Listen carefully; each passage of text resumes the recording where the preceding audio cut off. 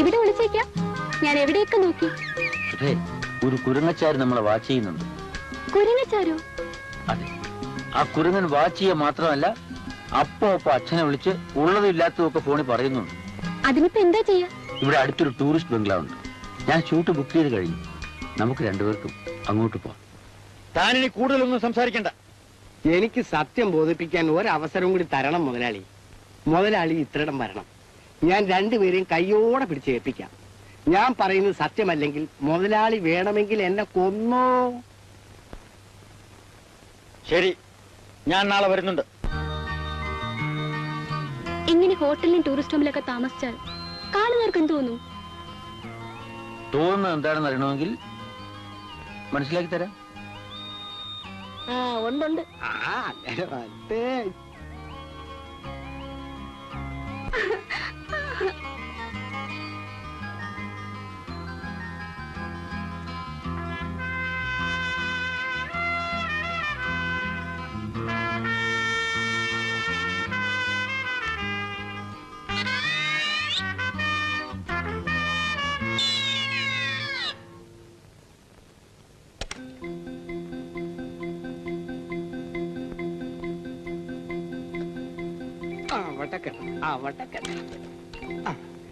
നീ ഇവിടെ കാവലിരുന്നു.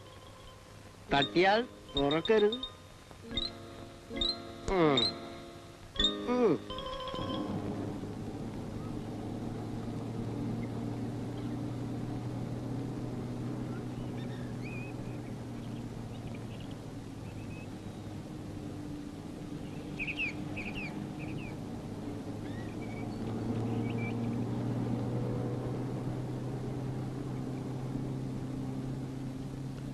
റാസ്കൽ, ബീച്ചും പാർക്കും ഒന്നും പോരാഞ്ഞിട്ട് ടൂറിസ്റ്റ് ഹോമിൽ വന്നിരിക്കുന്നു. ഹോട്ടലുകളെക്കാളും എന്തിന് കോവളം ഗ്രൂവിനേക്കാളും എന്ത് സൗകര്യമാണ് ഇവിടെ. ആരും അറിയില്ല. കൊച്ചു മുതലാളി ആളാരാ? യമണ്ടനല്ലേ? പക്ഷെ ഞാനും വിദ്യ അഭ്യസിച്ചത് അവിടെ നിന്നാണല്ലോ. താക്കോല് പൂട്ടി ആ പോക്കറ്റിൽ ഇട്ടു.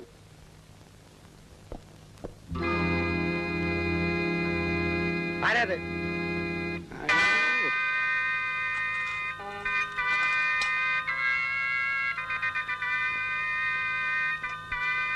என்னையா பணம் எடுத்துட்டு வரல சொல்லி போய் எவ்வளவு நேரம் ஆச்சு? நேத்து ராத்திரி தூங்காம விடல முட்டா.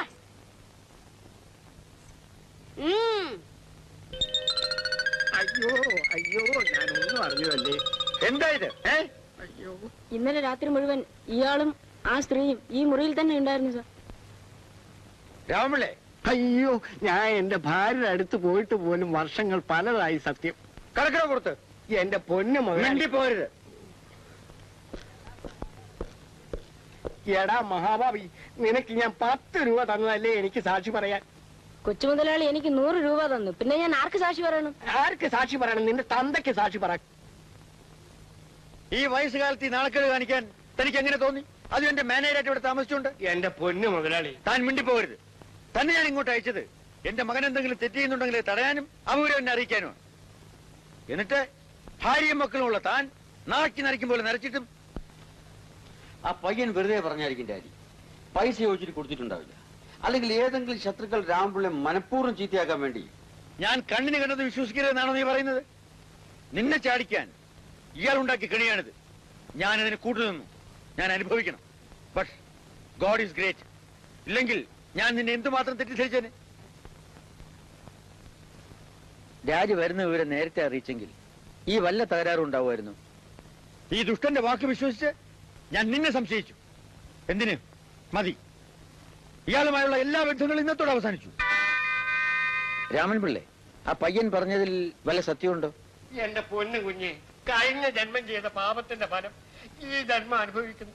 എന്റെ സങ്കടം ഞാൻ ആരോട് പറയാനാണ്? ഭഗവാനെ, താൻ അവിടെ ഇരിക്കണ്ട. വീട്ടിലേക്ക് പോകാൻ തയ്യാറായിക്കോളൂ. അക്കൗണ്ടൊക്കെ അവിടെ പോയിട്ട് സെറ്റിൽ ചെയ്യാം. തന്നെ ഞാൻ ഡിസ്മിസ് ചെയ്തിരിക്കുന്നു. എന്റെ പൊന്നു മുതലാളി, എന്നെ വയറ്റി തടിക്കല്ലേ. എല്ലാം ഞാൻ അങ്ങക്ക് വേണ്ടി.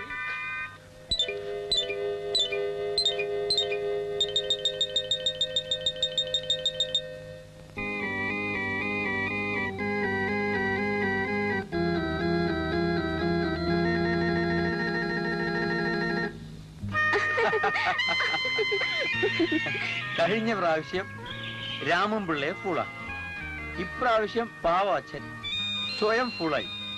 ഇതൊക്കെ വേണുവീട്ടിന്റെ അച്ഛൻ അറിയുമ്പോ ആകെ കുഴപ്പവും. അച്ഛനെല്ലാം അറിയും. നമ്മുടെ കല്യാണ ദേശം അത്ര നേരത്തെ വേണോടാ.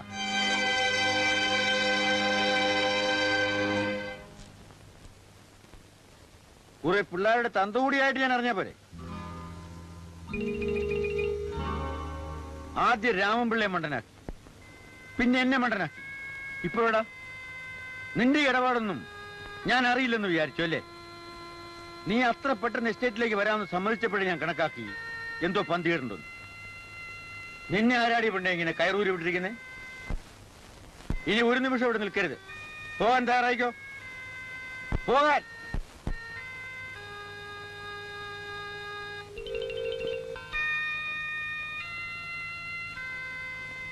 ഞാൻ കൃഷ്ണമേനോനാണെങ്കിൽ നിന്റെ ഈ അഴിഞ്ഞാട്ട് എന്റെ മോനോട് നടക്കില്ല.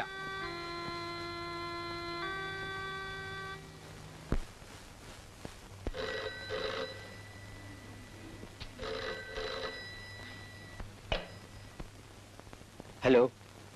ഹലോ, ഞാനാണ്. മനസ്സിലായില്ല.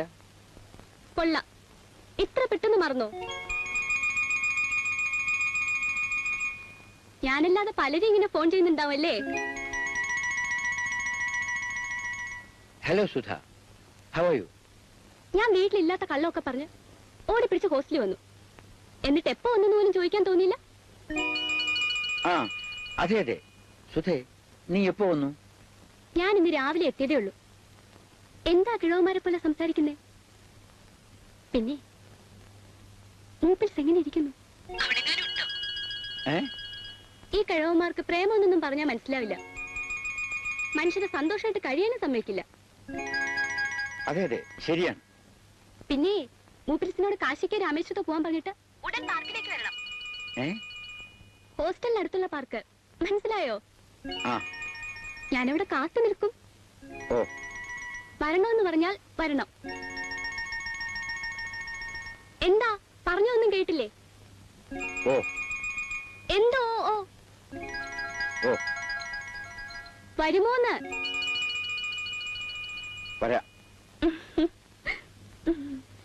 കിഴവനെ പേടിച്ചായിരിക്കും ഒരു വിരൾച്ച. ഓ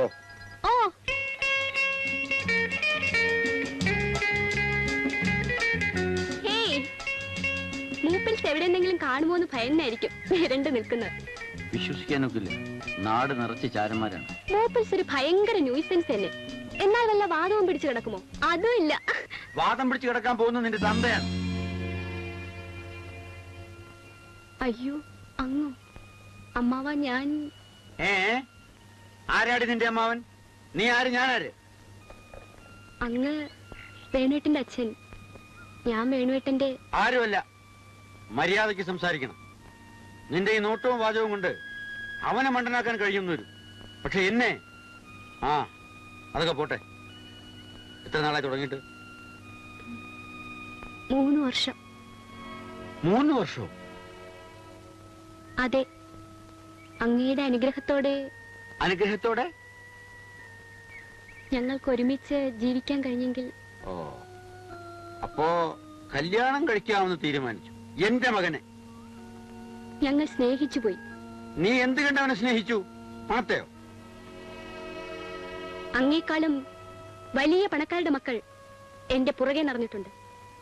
ഞാൻ തിരിഞ്ഞു നോക്കിയിട്ടില്ല.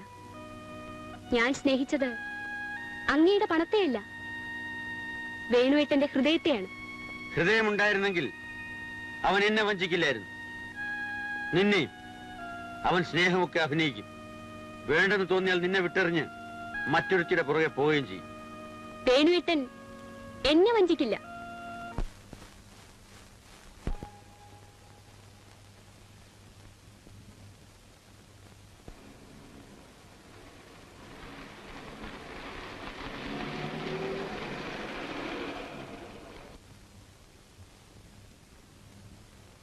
Hello mister Venugopal.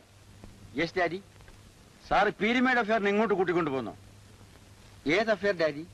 നിർത്തടാ, നിന്റെ വലിയ ബുദ്ധിയൊന്നും എന്നോട് കാണിക്കണ്ട. എന്താ ഡാഡി? എനിക്കൊന്നും മനസ്സിലായില്ല. ഇതുവരെ നടന്നതെല്ലാം ഈ നിമിഷം മറന്നേക്കണം. അതല്ല, എന്നെക്കാളും എന്റെ ജീവിത സമ്പാദ്യങ്ങളെക്കാളും വലുത് അവളാണെന്ന് എനിക്ക് തോന്നുന്നുണ്ടെങ്കിൽ എന്താണ് സംഭവിക്കാൻ പോകുന്നതെന്ന് കണ്ടറിഞ്ഞു. ആലോചിച്ച് തീരുമാനമെടുക്ക്.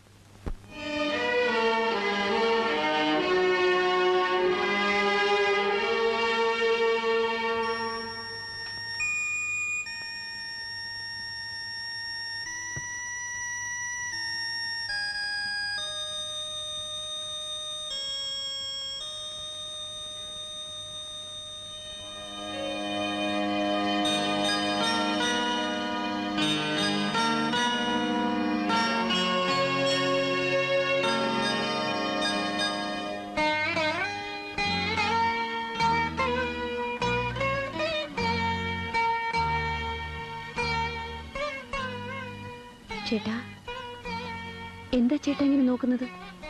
ഇത് ഞാനാണ്, ജാനു, ചേട്ടന്റെ ജാനു. ജാനു?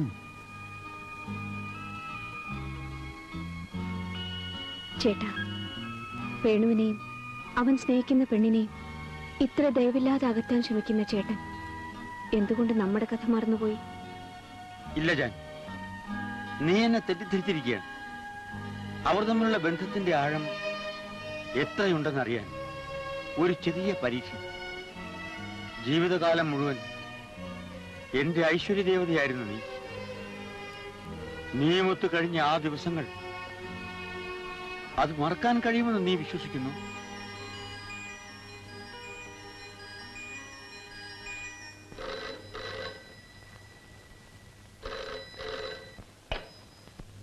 ഹലോ, ആരാണ്? എന്താ കാര്യം?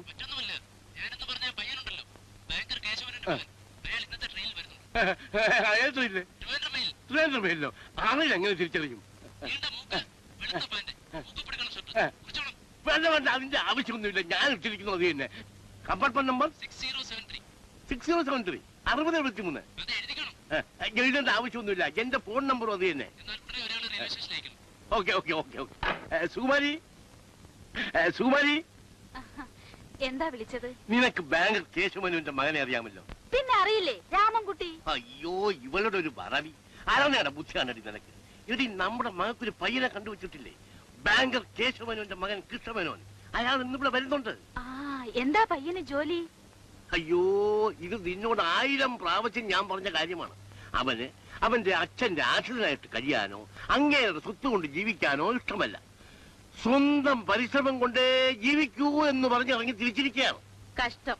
തലയ്ക്ക് വല്ല സുഖവും കാണും. തലയ്ക്ക് സുഖം അയാൾക്കല്ല, നിനക്ക. ഓ, ട്രെയിനിന് സമയമായല്ലോ. നാരായണ, എന്തോ? താൻ ഉടനെ റെയിൽവേ സ്റ്റേഷനിൽ പോയി ത്രിവേന്ദ്രം മെയിലിന് കാത്തു നിൽക്കണം. ശരി മുതലാളി. നിൽക്കുപടോ, പറഞ്ഞു തീരുന്നതിന് മുമ്പ് ഇറങ്ങി പോവുകയാണ്. അങ്ങ് പറഞ്ഞാൽ പോവാതിരിക്കാൻ പറ്റുമോ? അവിടെ പോയി താൻ എന്ത് ചെയ്യും? അങ്ങ് പറയും പോലെ ഒരു വരക്കിട തെറ്റുകയില്ല. എന്നാൽ റെയിൽവേ സ്റ്റേഷനിൽ പോയി നമ്മുടെ ഫോൺ നമ്പർ അറിയാമല്ലോ? അറിയാം. അതേ നമ്പറുള്ള കമ്പാർട്ട്മെന്റിൽ നിന്ന് കൃഷ്ണമേനോൻ എന്ന് പേരുള്ള ഒരു ചെറുപ്പക്കാരൻ വന്നിറങ്ങും. നമ്മുടെ ഫോൺ നമ്പറുള്ള കമ്പാർട്ട്മെന്റ് നമ്മുടെ ഫോൺ നമ്പർ 6073. അത് തന്നെ. അയാൾ എന്റെ വേഷം ഇട്ടുകൊണ്ട് കമ്പാർട്ട്മെന്റിൽ നിന്ന് ഇറങ്ങും. മുതലാളിയുടെ വേഷമോ? എന്റെ ഷർട്ടിന്റെ കളർ എന്നൊന്നാ. മൂക്കുപൊടി കളർ. അയാൾ മൂക്കുപൊടി കളർ ഷർട്ടും വെളുത്ത പാന്റും ഇട്ടിറങ്ങും. താൻ സൂത്രത്തിൽ സർവ്വ ബുദ്ധി ഉപയോഗിച്ച് അയാളുമായി അടുക്കണം. എന്നിട്ടൊരു നല്ല ജോലി വാങ്ങിക്കൊടുക്കാമെന്ന് പറഞ്ഞ് ഇവിടെ കൂട്ടിക്കൊണ്ടുവരണം. മനസ്സിലായി മുതലാളി. എന്ത് മനസ്സിലായി? മൂക്കുപൊടി കളർ കമ്പാർട്ട്മെന്റിൽ നിന്ന് ടെലിഫോൺ നമ്പർ ഷർട്ടുമിട്ട്. അയ്യോ പണ്ടച്ചാരി, അതല്ല. അയാൾ ടെലിഫോൺ നമ്പർ കമ്പാർട്ട്മെന്റിൽ നിന്ന് മൂക്കുപൊടി കളർ ഷർട്ടുമിട്ട് ഇറങ്ങി വരും. മനസ്സിലായോ? പോയി കൂട്ടിക്കൊണ്ടുവാ. കേട്ടോ സുകുമാരി അമ്മേ, അയാൾ ബാങ്കർ കേശവമേനോന്റെ മകനാണെന്നുള്ള വിവരം നമുക്കറിയാമെന്നുള്ള കാര്യം അയാൾ ഒരിക്കലും മനസ്സിലാക്കരുത്. അതായത് അയാളുടെ അച്ഛനാണ് ബാങ്കർ കേശവമേനോൻ എന്നുള്ള വിവരം നമുക്കറിയാമെന്ന് അയാൾ മനസ്സിലാക്കരുത്. Very good, very good.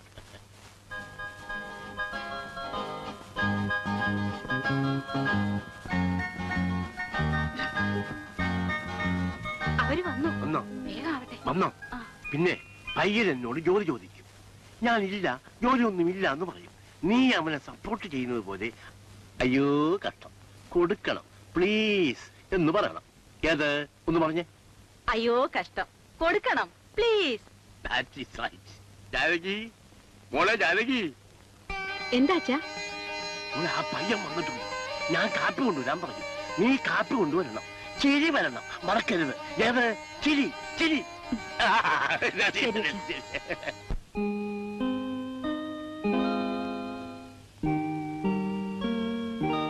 ആരാ?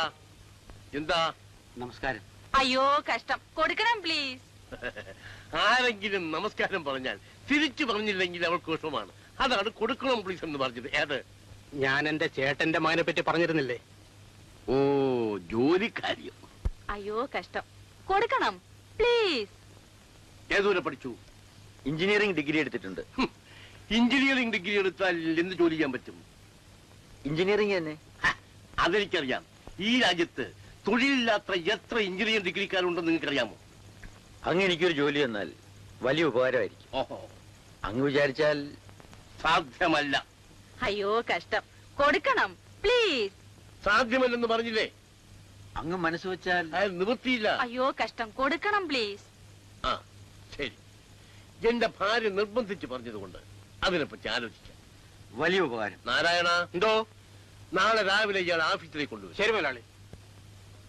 അയ്യോ കഷ്ടം, കൊടുക്കണം പ്ലീസ്. എന്ത് കഷ്ടം?